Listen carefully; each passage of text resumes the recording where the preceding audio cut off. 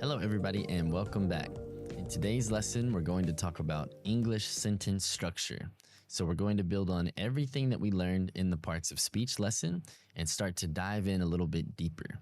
So let's get started. After finishing this lesson, you will be able to understand the subject, verb, object sentence structure, how to use it when writing English sentences, know the difference between an object and a complement, know the difference between direct and indirect objects. All right, the sentence structure in English is called subject, verb, object, or SVO. Other languages have different structures. For instance, German is subject, object, verb. Korean is also subject, object, verb, but in a lot of Asian languages, the subject is often omitted, meaning we don't actually say it when we speak that language. So depending on which language you come from, this might take some getting used to. But the good thing is that in English, we never break this pattern, okay? It's always the same and we use it over and over and over. There's a lot of flexibility when writing in English, but when it comes to the order of subject, verb, object, it never changes. So once you learn this and master it, it will come in incredibly useful in all of your speaking and writing because you will just use it over and over and over again. So what is the subject? The subject of a sentence is the who or the what doing some action in a sentence. The subject is usually a noun or a pronoun, but it can also be a phrase or a clause, and we'll talk about that more in a bit. The object of a sentence is the who or the what that is receiving the action of the verb in the sentence. It's the noun that something is being done to. Okay, and like I said, it's almost always a noun. So if we take this first example, Jack kicked the ball. We can break this down into three parts, which are the subject, the verb, and the object. So for the subject, we have Jack, which is the who that is doing the action. Then we have kicked, right? So kicked is the action that is being done. Then we have the ball, right? The ball is what is being changed by the action or receiving the action, which in this case is a kick. So Jack is the who that is doing the action, kick is the action being done, and then the ball is what's being changed by or receiving the action from the kick. Okay, but now if we add in another little wrinkle here and changed it to Jack kicked the ball to Sally, what is the object of the sentence now? Any ideas? Well, the ball is actually still the object of the sentence because we didn't change what was receiving the action or what was being changed by the action, okay? So the ball is still the thing being kicked, right? It's being changed by the kick. But Sally is also an object. She is what we call the indirect object, all right? So now in this sentence, we have what we call the direct object, which is the ball, and then we have the indirect object, which is Sally. So let's talk a little bit more about direct objects, okay? So the definition of a direct object is the who or the what that is being changed by the action or is receiving the action. So the ball here is what's being changed. After it's kicked, it's not the same anymore, all right? It moves, among other things, so it's changed. It receives this action, and then it's changed by the verb or the action from the verb. An indirect object is the who or the what that receives the direct object or is affected indirectly by the action of the verb. So Sally is receiving the ball, but she's not receiving the action. She's not being changed directly by the action of the kick, okay? She's being affected by the action though, because now she can actually receive the ball. So she's being indirectly affected, but she's not being directly changed by the action. All right, let's look at a few more examples of direct versus indirect objects. So Cindy sent Alex a package. What do you think is the subject in this sentence?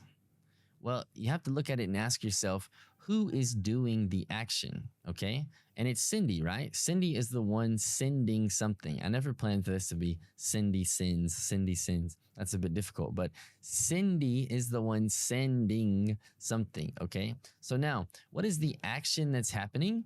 It's the sending, okay? The verb is sent. She sends the package, or in the past tense, she sent the package, okay? So now in the rest of the sentence, we have Alex and we have package. So what was sent? A package was sent, right? That's what is being changed by the action. So therefore, that is our direct object, right? It was changed by the action of the verb because it got moved. It got sent to a different location. Now, who or what was it sent to? It was sent to Alex, okay? So Alex is receiving the package. He's not receiving the sending, but he is receiving the package. So since he's the one receiving the direct object, that means he must be the indirect object. All right, now let's switch gears a little bit and talk about subject-verb complement, all right? So we have different types of verbs that we've talked about before. We have action verbs and we have linking verbs, right? With subject, verb, object, we were talking about action verbs. But now with subject, verb, complement, we are talking about linking verbs. So what is a complement then? A complement is basically saying someone or something equals some state, some feeling, or has some property, okay? So for example, my car is black. We're saying my car equals black, okay? It has that property of being black. So I am happy is the same as saying I equal happy. I feel happy, okay? We are linking the pronoun I and the feeling or state of happiness. So you remember we talked about objects receiving actions, right? They receive an action and are changed by it, okay? The action from the verb, right? But with complements, happiness is not being changed by am, right? It's not receiving anything from the verb to be. So we're just simply saying that one thing equals a certain way, okay? All right, let's summarize everything that we've learned so far. So English sentence structure is subject, verb, object. The subject is the who or the what that is doing the action. The direct object is who or what is receiving the action. The indirect object is who or what is being affected indirectly by the action.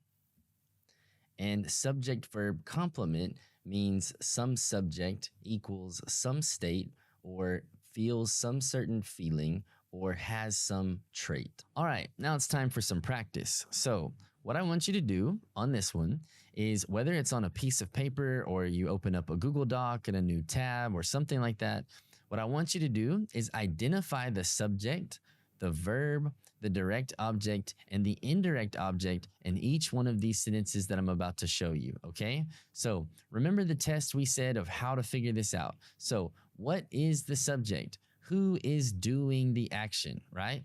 Then what is the action that they are doing, okay? Then what noun is receiving that action from the verb? What noun is being changed directly by the action of the verb, okay? Then what noun is being indirectly affected by the action, okay? Or receiving that direct object, all right? So I'm gonna go through these and go ahead and read them to you. So the first one, the chef baked a beautiful wedding cake for the couple. The young boy sent a funny birthday card to his friend in the mail. The helpful woman gave the upset child a big hug after he fell off the swing. The lifeguard threw a floating device to the drowning swimmer in the pool. And Sally mailed a long letter about her summer vacation to her pen pal in France. All right. If you struggle with this too much, please don't stress yourself out. I'm going to explain it after you pause me and unpause me and I give you the answers, right? But for now, I want you to get a little bit of practice identifying these for yourself, because you need to get in that habit, right, of asking yourself those questions. who's doing the action, what's the action they're doing, what is being changed by the action, and who or what is receiving that action. Okay, so go ahead and pause me.